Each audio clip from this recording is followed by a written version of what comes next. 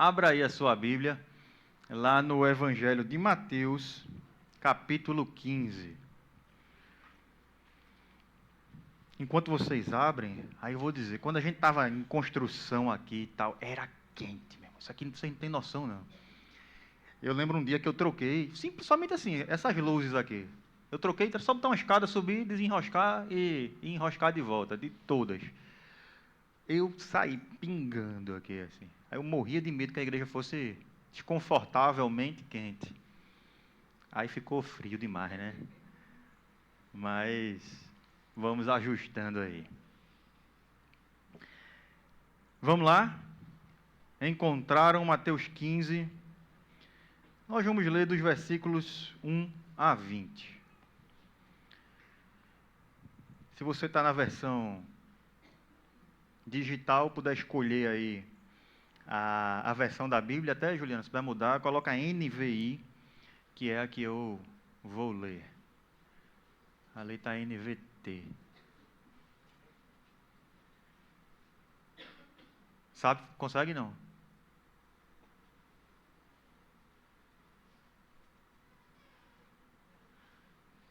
Agora. Então, alguns fariseus e mestres da lei, vindos de Jerusalém, foram a Jesus e perguntaram: por que os seus discípulos transgridem a tradição dos líderes religiosos?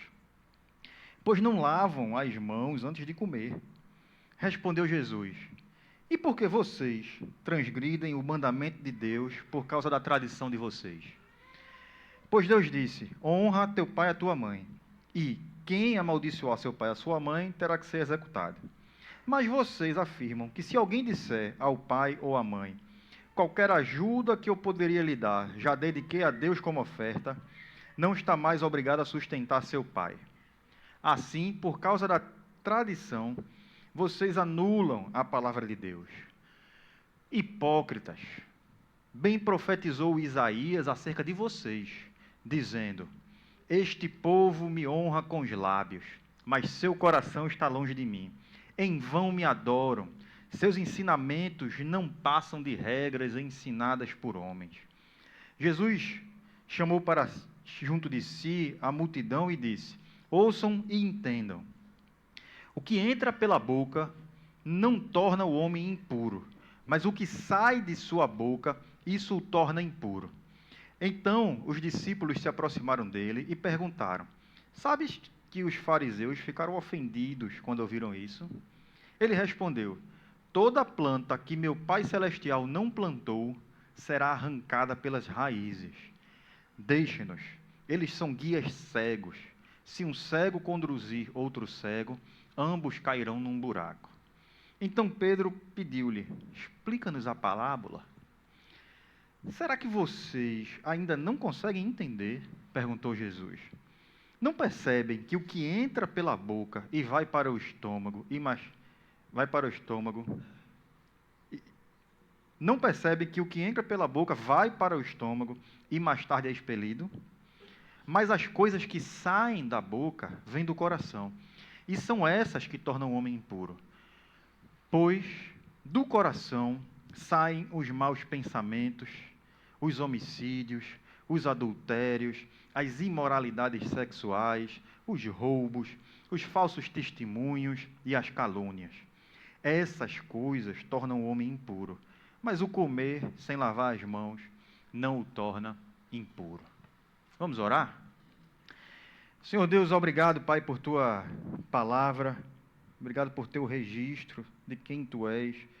Obrigado porque Tu preservaste a Tua palavra até nós hoje para nos indicar como nos relacionar contigo, como Te conhecer e entender quem nós somos, entender nossa necessidade de salvação e entender a salvação que Tu ofereces, que Tu realizaste na cruz pela obra de Cristo, Pai. Senhor, te pedimos por esse momento que Tu possas falar aos nossos corações, Teu Santo Espírito nos dê entendimento, apesar de mim, Pai. É o que nós Te rogamos. Amém. Irmãos, nós estamos aqui na igreja em uma série de sermões baseada lá no Sermão do Monte.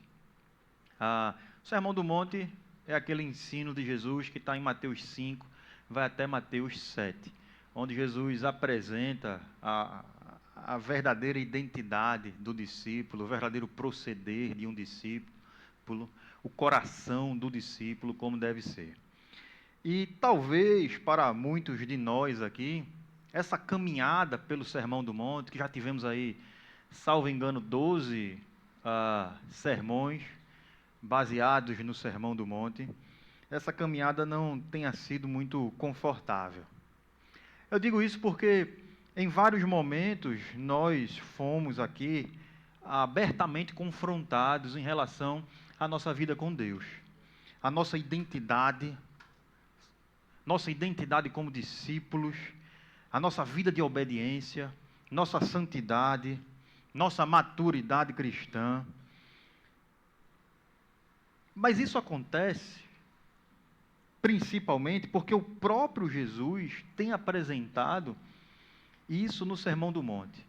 E tem apresentado um padrão elevadíssimo, que vai muito além da aparência, vai muito além da superfície. Por exemplo, lá no Sermão do Monte, quando o assunto é homicídio, uma coisa que às vezes talvez pareça tão distante de nós, espero que pareça bem distante de você, mas Jesus entra no coração e fala de ira, perdão, disposição do coração. Quando a gente pensa que o problema é simplesmente o adultério como ato, Jesus vai tratar desse assunto e ele fala sobre o coração. Ele fala sobre cobiça, fala sobre desejo, fala sobre motivações, sobre o olhar. Em cada etapa do caminho, no decorrer do Sermão do Monte, Jesus parece que ele tira aquela camada exterior e vai revelando alguma coisa mais profunda sobre o tema e sobre nós mesmos. E sobre o pecado. E nós temos descido nessas camadas, nós temos nos aprofundado nessas camadas, domingo após domingo, tanto pela manhã como à tarde, em nossos cultos. E talvez alguns tenham saído aqui de certas mensagens, certos domingos, percebendo pecados que antes não notavam, não enxergavam. Talvez alguns tenham começado a perceber motivações em si, que estavam escondidas até deles mesmos. Talvez, no entanto, alguns estejam se perguntando por que é que Jesus parece tão rigoroso no que nós temos apresentado aqui. São perguntas importantes. E em algum momento a gente vai respondê-las com a devida profundidade. Mas talvez a pergunta mais importante neste momento, nessa caminhada que a gente está fazendo, seja outra. Seja o que é exatamente que Jesus está tentando produzir em nós através da sua palavra, através do seu ensino, através daquilo que a gente tem dito e repetido aqui e que nós temos ouvido, temos nos debruçado sobre tudo isso.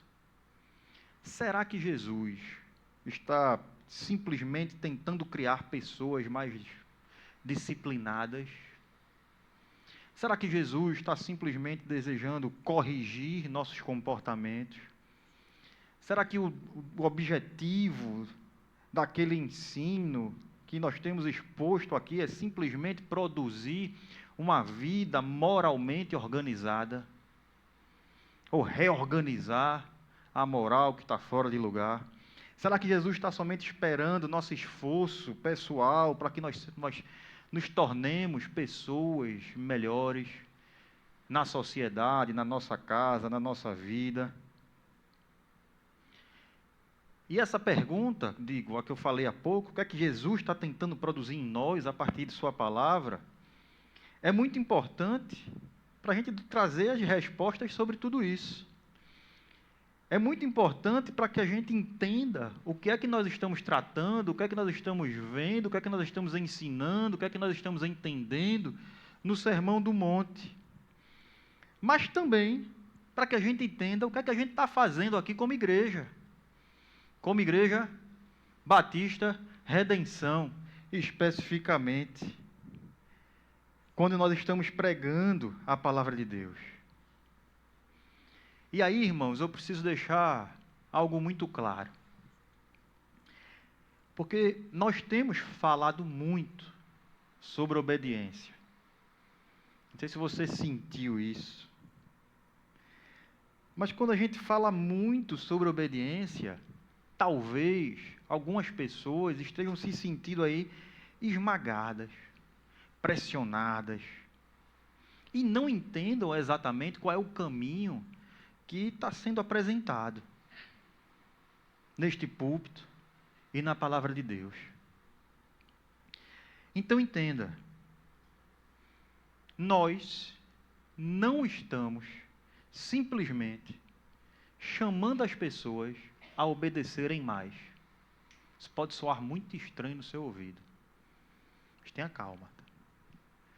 Nós não estamos simplesmente fazendo isso. Nós não estamos simplesmente tentando melhorar comportamentos, vigiar os limites dos nossos atos exteriores,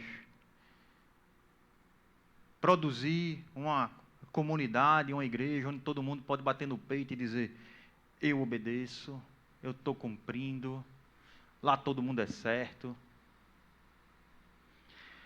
O chamado da pregação bíblica, ele é muito mais profundo que isso. Estamos primeiro mostrando aqui o que é que Deus espera de nós como um chamado das pessoas, ou às pessoas, ao quebrantamento, à rendição, ao arrependimento. Um chamado ao amor de Deus e à restauração do coração. A Bíblia, em vários momentos, quando ela fala da lei de Deus, ela mostra qual é o propósito da lei. Qual é o propósito da lei de Deus? Muitas vezes dito por Jesus: mostrar o pecado. Então, quando a gente está falando tanto aqui de obediência, eu não quero trazer para o seu coração o peso da sua incapacidade de obedecer. Mas eu quero trazer para o seu coração a compreensão de que você é incapaz de obedecer. Você não consegue ser tudo aquilo que Deus espera que você seja. E nesse caminho, você trazer para o seu coração a resposta de Deus acerca desse assunto. Se Ele espera algo de você, que você não foi capaz de entregar a Ele, o que é que Ele fez em relação a isso? O que é que Ele faz em relação a isso? Hoje nós vamos caminhar aqui por esse assunto, para que a gente não perca o foco enquanto a gente está caminhando no Sermão do Monte. Porque se tudo que a gente conseguir produzir aqui, quando a gente está falando do Sermão do Monte, seja simplesmente um novo comportamento religioso, mas sem o coração rendido, nós teremos formado na igreja justamente aquilo que Jesus confronta no texto que nós lemos. Em Mateus 15, aqui, nós encontramos homens extremamente religiosos, homens obedientes, homens de boa moral, homens comprometidos com a fé, comprometidos com a lei de Deus, homens que conheciam as Escrituras e levavam a sério aquilo que eles conheciam, da forma como eles interpretaram. Homens que, aos olhos da sociedade daquele tempo, aos olhos das outras pessoas, pareciam estar perto de Deus. E aí entenda uma coisa, quando a gente lê a Bíblia, a gente tem que ter alguns princípios de interpretação. Quando a gente fala de fariseu, a gente hoje, em 2026, automaticamente já sabe que é um hipócrita. Já sabe que é alguém que foi rejeitado por Jesus. Um grupo que foi rejeitado em sua maioria por Jesus. Em sua maioria. Nem todos os fariseus foram rejeitados por Jesus. Mas, quando aparecem os fariseus aqui, a gente precisa olhar para esse grupo como as pessoas enxergavam eles. Elas ainda não tinham essa análise de Jesus, esse confronto de Jesus. E eles eram vistos como homens sérios. Eram vistos como homens de fé, como homens piedosos, comprometidos com a lei, zelosos com a santidade, com a identidade do povo de Deus. Eram vistos como homens próximos de Deus, que buscavam aplicar a lei de Deus em tudo que faziam, na sua vida comum. E o que surpreende quando Jesus confronta eles é isso. Eles eram bem vistos por muita gente. Mas Jesus vira para eles e diz: olha, é sobre vocês que Isaías escreveu. Esses homens, esse povo me honra com os lábios, mas seu coração está longe de mim. E aí, nesse contexto todo, eu imagino que surge ali no meio do povo uma pergunta muito simples: como é que pode isso aí? Como é que pode esses homens estarem tão perto das coisas de Deus, cumprindo a lei de Deus detalhadamente, e ao mesmo tempo estarem tão longe de Deus? E essa é uma pergunta que deve nos conduzir pelo texto hoje, aqui. E olhando de volta para o texto, a gente vê que Jesus, ele vai tratar sobre o que sai do coração. Ele vai aprofundar a questão. Vai tirar a questão do ato externo, mais uma vez, e levar para o coração, como tem sido feito no Sermão do Monte. Mas primeiro ele mostra como aqueles homens tinham construído uma falsa segurança espiritual por conta de sua obediência, por conta de sua religiosidade, por conta de suas práticas externas. Eles se aproximam de Jesus preocupados com as mãos impuras dos discípulos de Jesus, porque alguns não tinham praticado um ritual religioso de lavar as mãos antes de comer. O exterior. Algo que era esperado de todo mundo ali. Mas Jesus vira para eles e revela que a impureza, na verdade, estava em outro lugar. E aqui a gente chega no nosso primeiro ponto. Eu estou olhando para o relógio porque eu não quero demorar com vocês. E eu demorei antes, aí... Mas, a religião externa, ela pode nos dar, os atos externos, a obediência meramente exterior, ela pode nos dar a falsa segurança, enquanto o coração permanece distante. Isso está acontecendo de forma muito clara no texto e em vários outros momentos em relação aos fariseus. Eu vou repetir: a religião externa, os atos externos, o comportamento, os rituais, pode nos dar falsa segurança enquanto o coração permanece distante.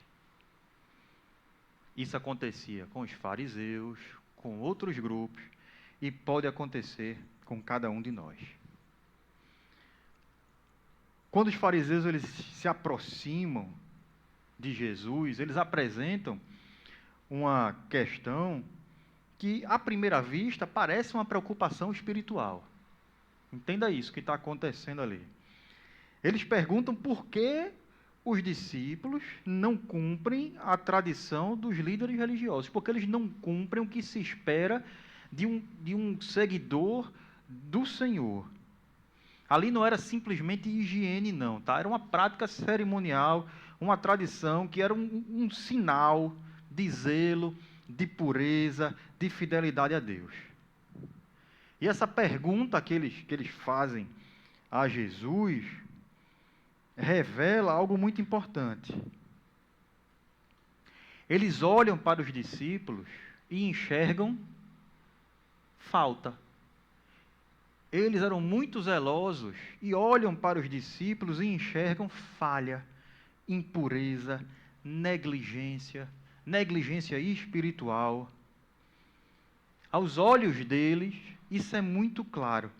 Mas Jesus responde a eles, meio que mudando de assunto, porque não aceita, e confrontando eles de volta, porque não aceita a leitura que eles fazem da situação.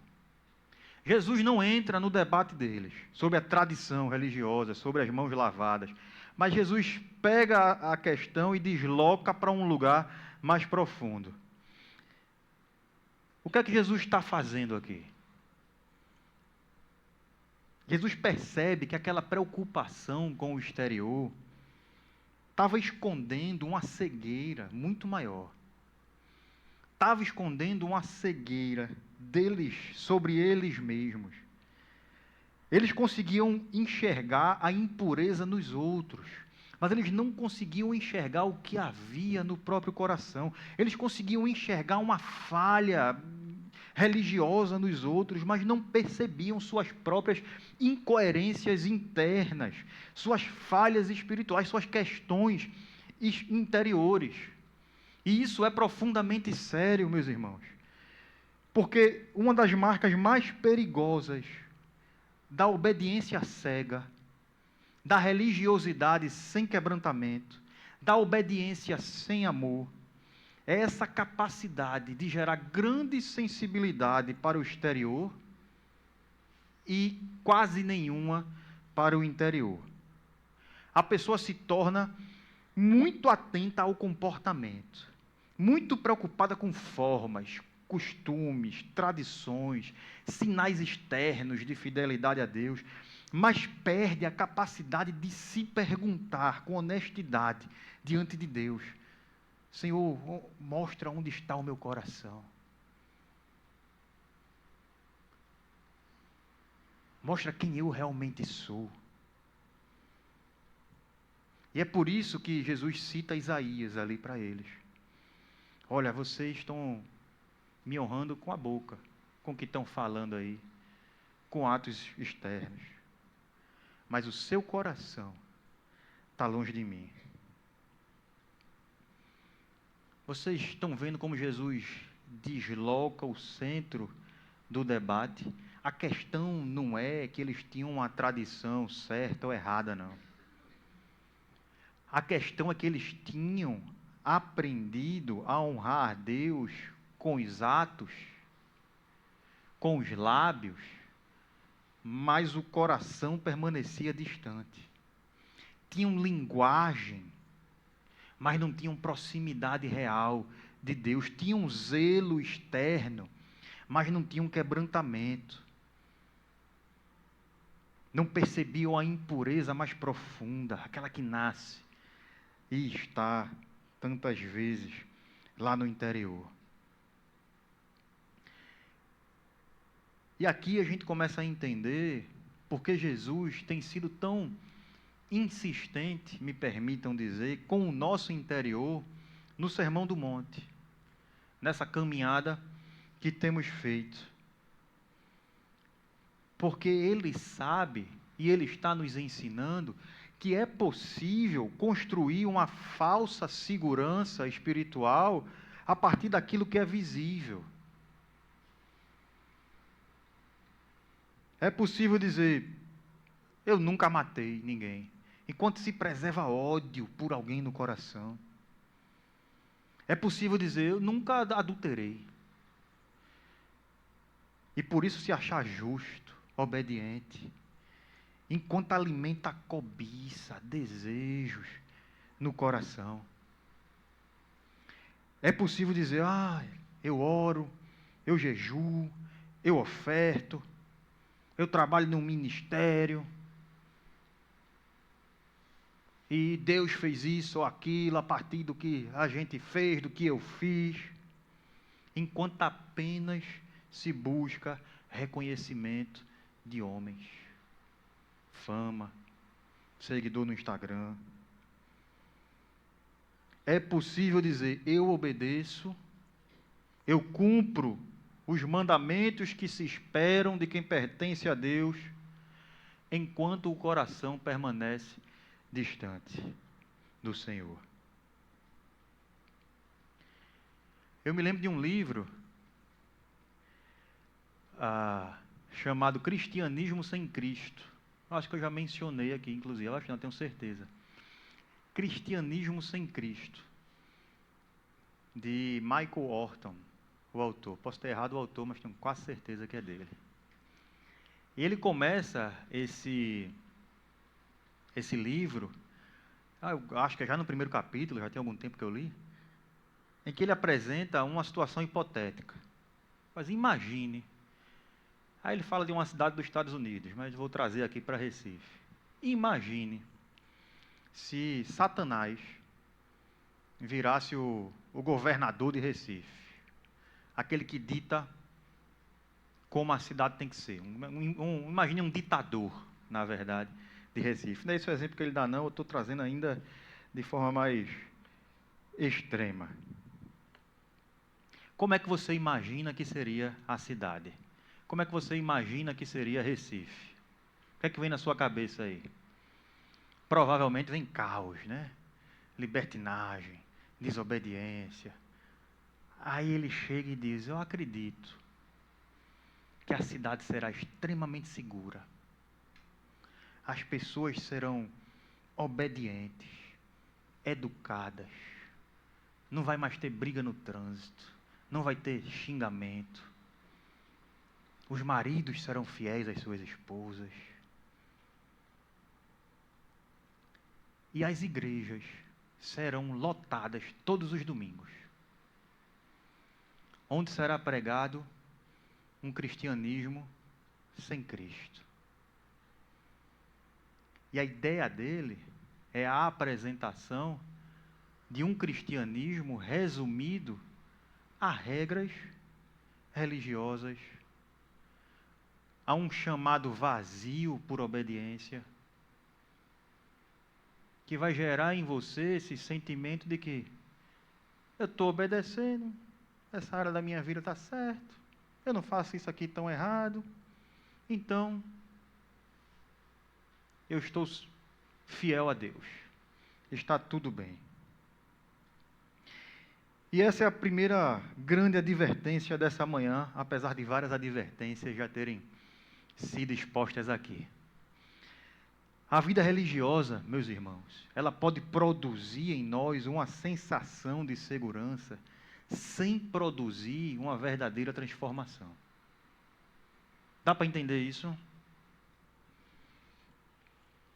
A vida religiosa pode nos fazer sentir próximos de Deus, porque estamos próximos das coisas de Deus. Pode nos fazer sentir saudáveis, porque nós mantemos certos hábitos, certas práticas, certa linguagem, certo envolvimento. Nós cantamos, servimos, doamos, fazemos o bem, obedecemos.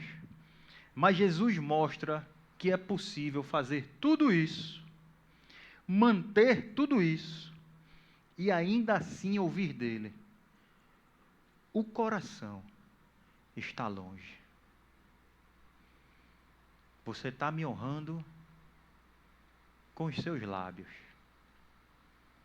com as suas mãos, com os seus pés, talvez, mas o coração está longe.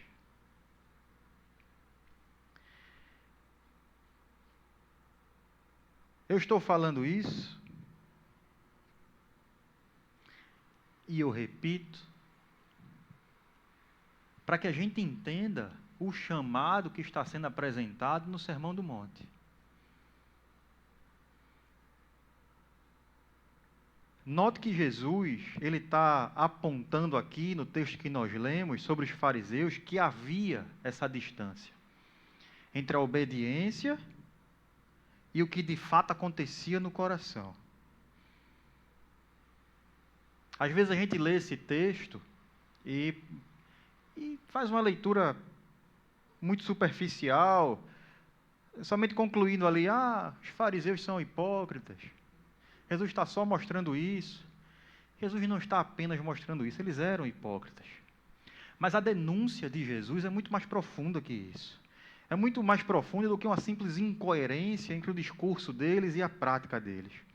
O problema não era simplesmente que eles fingiam ser algo que não eram.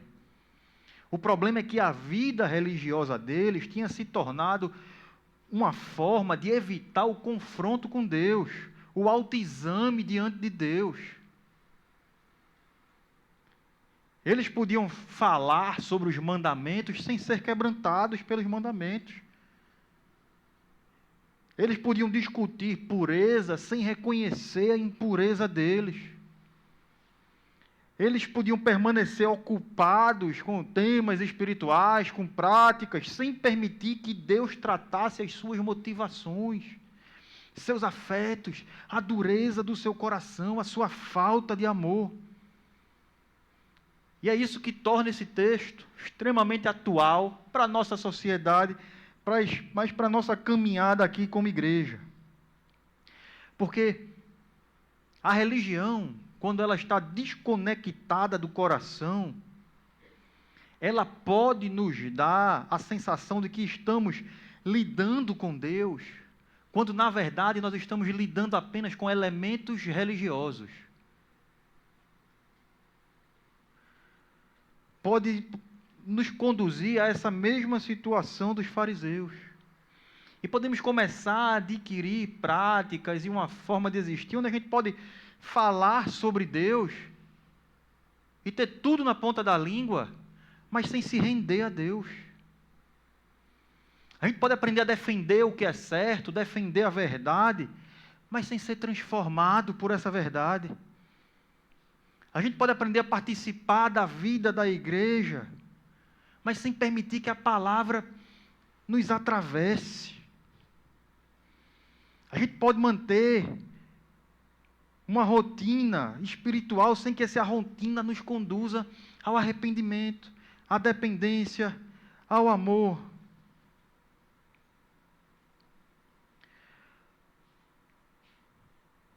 Por isso, irmãos, quando estamos pregando aqui tanto sobre obediência, não estamos dizendo apenas controle a sua ira, controle os seus desejos, controle suas palavras. Se fosse somente isso, a gente ia continuar na superfície, sem descer ao coração. E estaríamos somente jogando esse peso do comportamento sobre as costas de cada um. E isso não seria o Evangelho. Jesus está usando essas áreas da vida bem internas, que só você conhece, para revelar aquilo que está governando o seu coração. E eu acho isso muito precioso. Você pode enganar todo mundo através de seu bom comportamento, através da sua defesa dos valores corretos.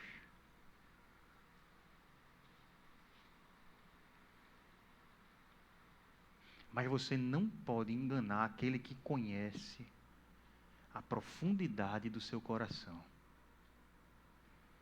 que sabe quando a ira está lá, mas você conseguiu esconder, quando a cobiça está lá, mas você conseguiu esconder, quando o desejo sexual impuro está lá e está sendo alimentado, mas você conseguiu esconder. E tudo isso revela quem você é, ainda que os outros não cheguem a esse conhecimento. A ira revela algo, a cobiça revela algo, a necessidade de reconhecimento dentro da igreja revela algo. E isso é muito importante, mais uma vez. Porque o que estamos fazendo aqui, meus irmãos, não é um mero ajuste de comportamentos. É um chamado à restauração do interior. Deus não deseja tratar os seus lábios apenas, as suas mãos apenas, para que você saia da sua boca as coisas que devem sair, para que suas mãos estejam limpas, para que sua vida esteja organizada. Ele deseja um coração rendido, quebrantado e orientado pelo amor a Ele. Por isso, o chamado à obediência no Sermão do Monte, que nós vamos continuar, não é um chamado à aparência, nem à autossuficiência. É um chamado para que a palavra desça nas camadas mais profundas da sua alma e trate aquilo que normalmente você tenta proteger, você tenta esconder. E talvez você esteja conseguindo esconder até hoje das pessoas ao seu redor. Porque nós podemos usar até mesmo a obediência para isso. E eu queria partir para o encerramento aqui, reduzindo toda essa ideia de prática religiosa à ideia de obediência. Nem toda obediência nasce de um coração rendido. Normalmente a gente associa a distância de Deus à rebeldia. Feito quando eu disse esse exemplo aí da cidade. Imagine se Satanás fosse o imperador de uma cidade. Talvez a primeira imagem na sua cabeça da distância de Deus seja rebeldia, caos, desobediência.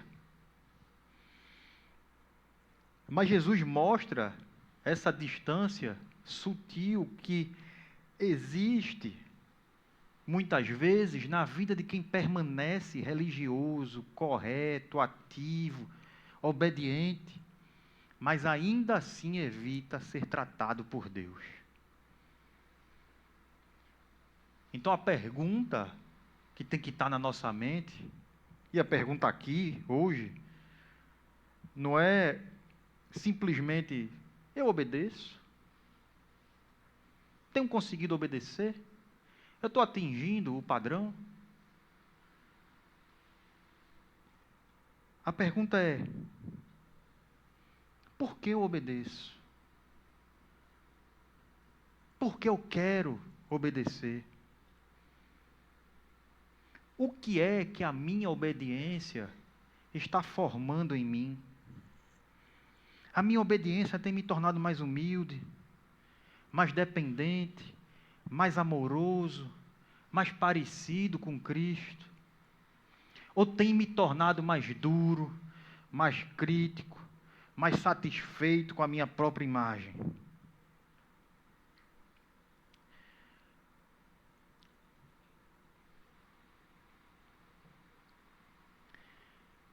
Encerrando, irmãos,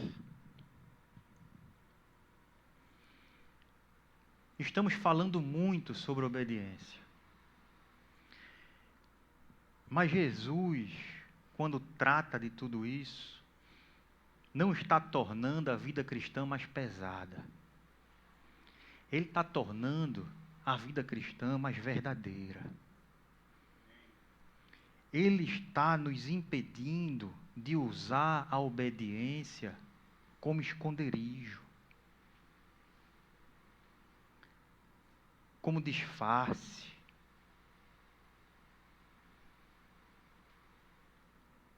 E Ele está nos chamando a sair da superfície e permitir que Deus trate aquilo que muitas vezes nós escondemos atrás da obediência. Nós protegemos atrás da obediência. Nós justificamos por causa de nossa boa obediência.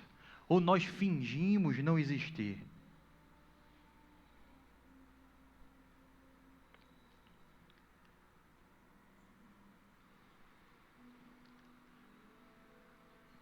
Estou falando tudo isso e eu digo mais uma vez. Para que você tenha um momento de parar na vida e se fazer essas perguntas.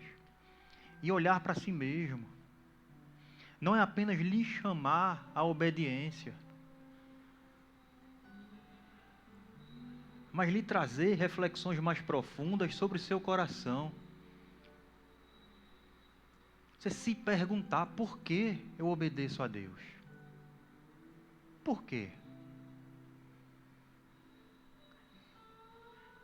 Porque nós nos escondemos, irmãos,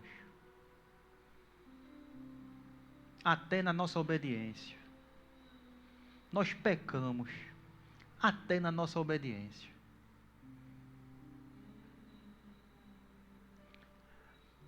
Mas também, para que você traga para o seu coração uma obediência por amor, que o seu coração se deleite em agradar o Senhor.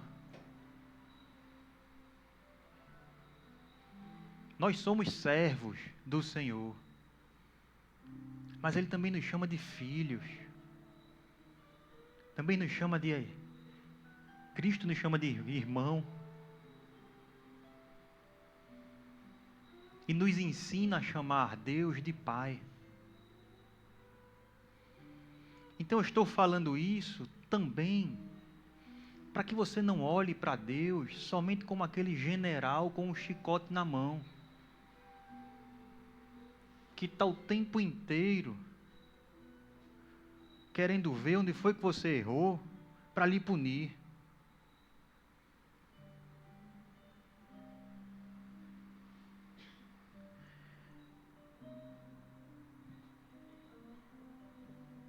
E isso não significa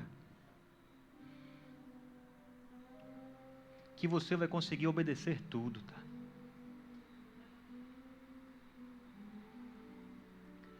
Eu lhe convido a olhar para o coração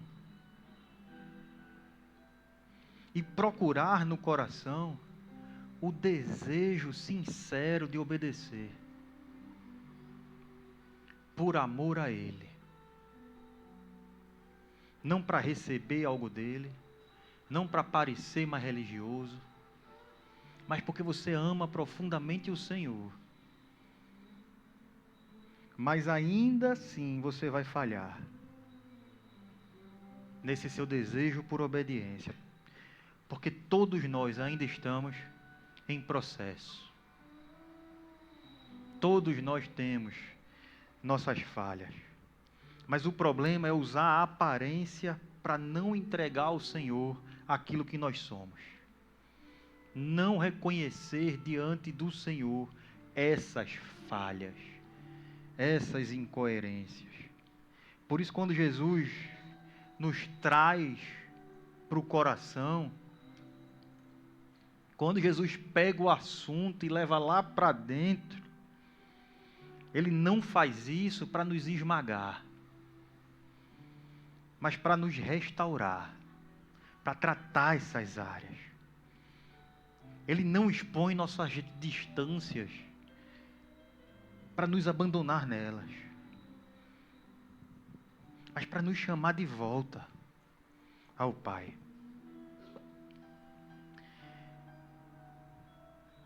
Eu lhe convido a cantar agora uma música que vai tratar um pouco disso. Talvez você tenha entrado aqui nessa manhã tentando sustentar uma imagem. Talvez você tenha aprendido a parecer forte, correto, religioso, resolvido. Mas você sabe que não é diante do Pai. E diante do Pai, nós não precisamos usar máscaras. Nós não precisamos sustentar nossas máscaras. É impossível esconder dele quem nós somos. E a gente pode chegar quebrantado, confessar nossa distância.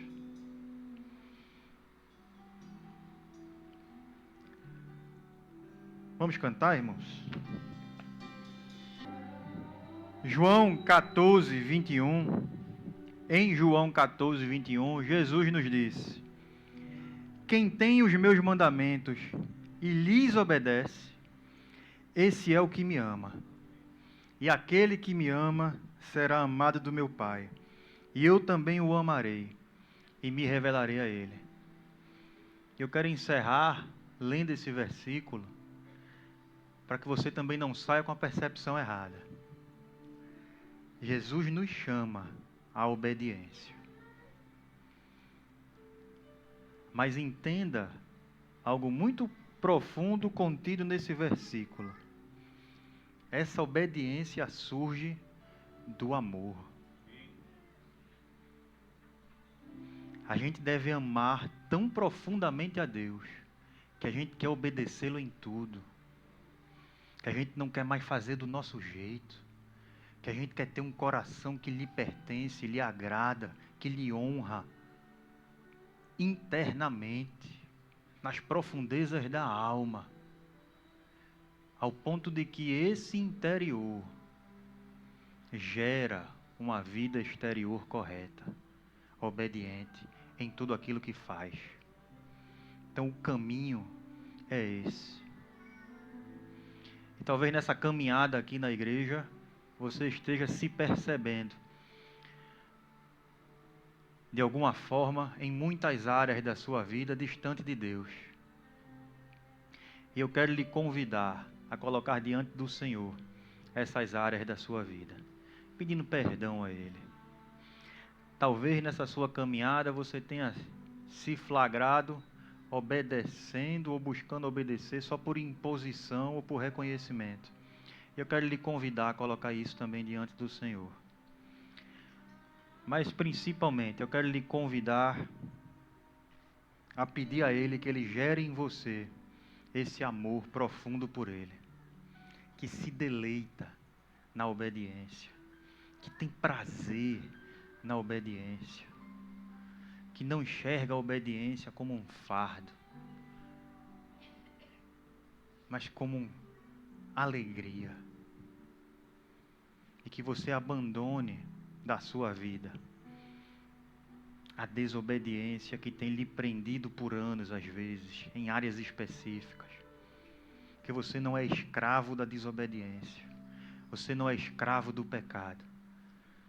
Cristo lhe liberta. E acima de tudo, tenha sempre a certeza de encontrar nele perdão, salvação. Que ele chama para a obediência. Lembra a pergunta que eu fiz no começo? Como é que Deus exigiu algo para a gente não conseguiu entregar, e o que é que Ele faz agora? Sabe o que foi que Ele fez?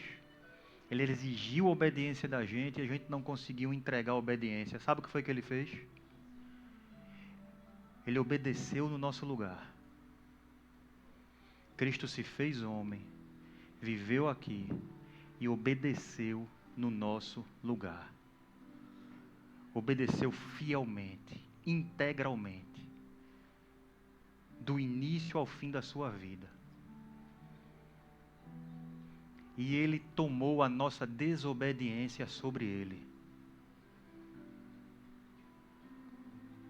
E nos atribuiu a sua obediência. Quando a gente fala, Jesus morreu no seu lugar, é isso.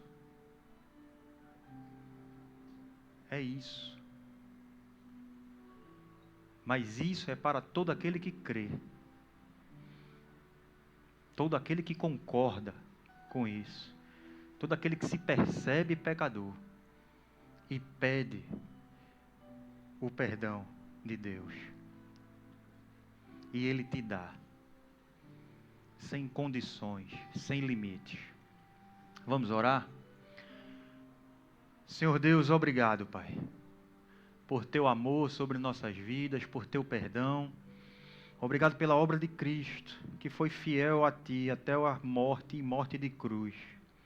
Obrigado porque Ele obedeceu no nosso lugar e Ele tomou sobre si os nossos pecados, a nossa desobediência, abrindo, Senhor, o caminho entre nós e Ti, Pai. Senhor, nós estamos aqui diante de Ti pedindo perdão, Senhor, por nossas falhas, Te pedindo perdão, Senhor, por aquelas vezes que obedecemos para nos esconder, Senhor, de Ti.